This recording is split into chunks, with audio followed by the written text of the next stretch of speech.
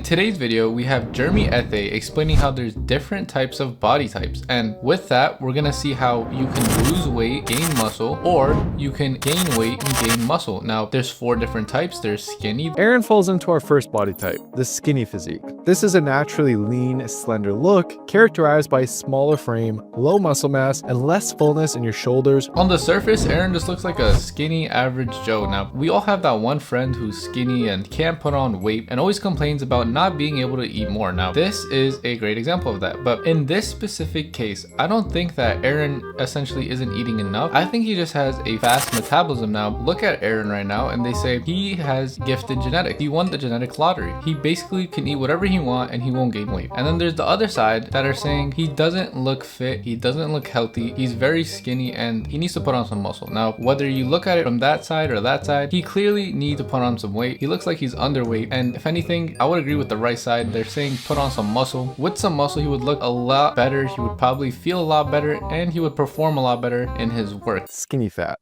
Now in clothes, this actually looks quite similar to the skinny body type, but underneath it, there's a softer physique carrying excess fat, especially around the belly and love handles. When I moved to California, it was like a flip. This is a category I see a lot of people fall in. Now, when you first start off in the gym, I see most of the people actually in this category. They are skinny fat and they think they're fat and that they need to lose weight. Biggest mistake, biggest lie, biggest whatever you want to call it in the fitness industry.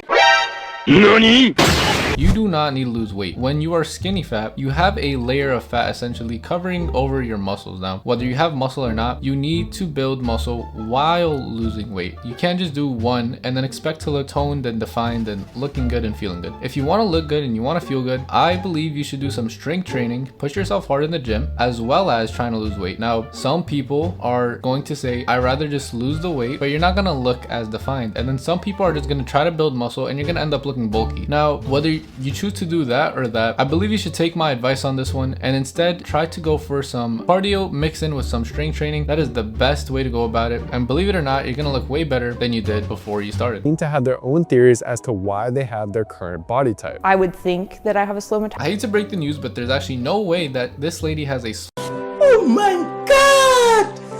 Wow! low metabolism. Now let me break it down. This lady has a lot of fat. Now that is no debate, but when you are that big, you can take a lot more energy to move. Now for me, for example, if I take 20 steps, I probably burn a calorie. For her, it takes probably 5 steps and it burns that same calorie. Now overall, she's gonna burn a lot more calories when she's resting. That's because she's just way bigger. Her organs need to work harder to pump the heart, and the heart needs to send energy to everything, and it's a whole system. But I'm not gonna get into the specifics, but for the most part, she burns a lot of calories, and in fact, her metabolism is probably on overdrive. But another thing I need to point out is fat is also metabolically active, not as metabolically active as muscle, but you also burn 2 or 3 calories per pound of fat. I'm curious to find out how well each of our subjects know their own habits. Are you serious? What?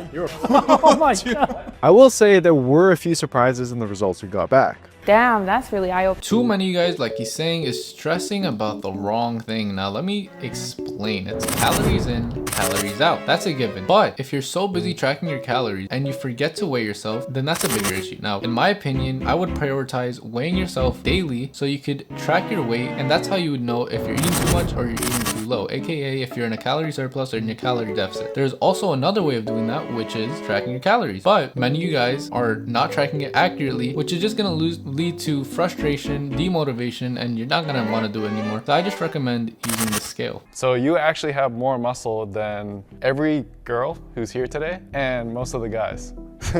Which is crazy work out. considering you do not work out. I gotta carry this She's a workout at body all. around. But the downside is all the extra weight they are carrying can make staying active much harder. Think about it. She's bigger. She's gonna take more energy to do certain things. Now, if you're 100 pounds and you put a bar on your shoulder and it's 100 pounds extra, that's essentially what she's doing. She's walking with a 100-pound dumbbell on her shoulders. Now, that's gonna build a lot more muscles, especially in her legs, than anyone else. Now, that's gonna skew the score for her muscle mass mass to be way higher than anyone else, and that's gonna be a good thing, but it's not good when it's paired with a lot of fat. But it's not all sunshine and rainbows. Now, although she has a lot of muscle under her fat, that's a good thing, she also is carrying a lot of weight. Now, that's horrible on her organs, especially because it's gonna strain the heart and it's gonna add a lot of visceral fat, whether she likes it or not, around her organs. Now, that's a very bad thing. It can lead to blood clotting. It leads to all sorts of negative side effects health-wise. She just needs to avoid all this, go on a calorie deficit, and she'll be healthier than before. You can use this table here to figure it out.